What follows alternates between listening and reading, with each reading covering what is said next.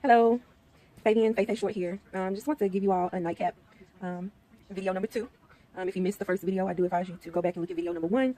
It's going to explain the research that I'm doing. It's going to explain the purposes of enlightenment. The research that I'm doing, it is a self-research, but other people may be enlightened as well by the research. I'm definitely not trying to predict the outcome of a relationship by doing this study on myself and just researching materials regarding love, forgiveness, unconditional love, faith, things of that nature that kind of bring peace into marriage, peace into relationships with others. It could be your parents, your children, anybody that you have a high conflict relationship with.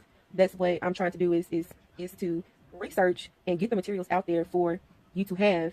So you don't have to read it yourself. You already got this, somebody that's experienced it. And if you do want to read it, I have the information available. If you find something that you might like from my commentaries that you can go back and look up yourself, because I'm not just speaking from here. I'm reading and I'm getting the materials and I'm bringing them to you 10 minutes or less. That's the only amount of time that I ask that you allow me. So my purpose for video number 2 is just discussing what we discussed in Bible study today. and for me to be on this journey, I have to be fully immersed in the word. I'm telling you, because I ain't got time for no mess. You know what I'm saying? As soon as you start wavering, it's gonna be some mess, and you're just gonna be out there. So you have to like really be focused on God, because these situations, when you put yourself out there, they're gonna come at you.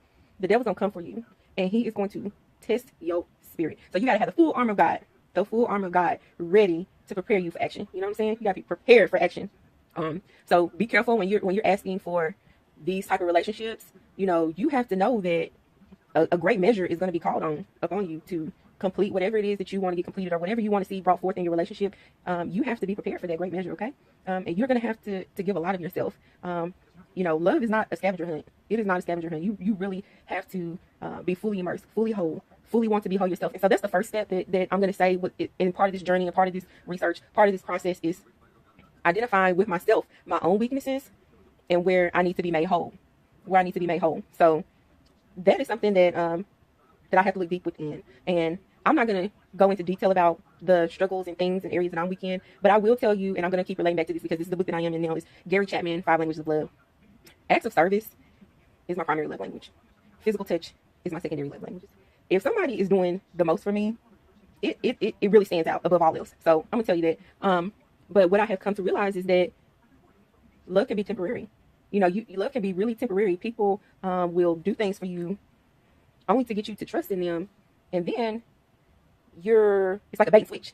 So I'm just guarding myself and preparing myself to be a great discerner of spirit. That's the one thing that I want to put on your mind, is to be a great discerner of spirit. And don't take what people show you for granted, because when they show you that yourself, you really got to believe that it is what it is, So like I said, before you start any journey with somebody else, you have to be whole within yourself. Okay? You have to know what it is you're looking for, what you ain't looking for, where is your faith base at? Are you able to withstand the test of time? Are you able to surrender? Do you have love, joy, peace, patience, goodness, self-control, faithfulness, gentleness, meekness? Do you have those qualities? Or are you wavering? Because if you are wavering in the fruits of the spirit, it's going to show up when you come against conflict, when you're tested by the devil. So, self-control is a big one for me. Love is a big one for me. Being able to have control of my emotions. Those are things that I really have to just stay in deep prayer and word about daily on a continuous basis. So, I just encourage you, if you want to just follow up or check in with me and see how things are going, to challenge yourself as well.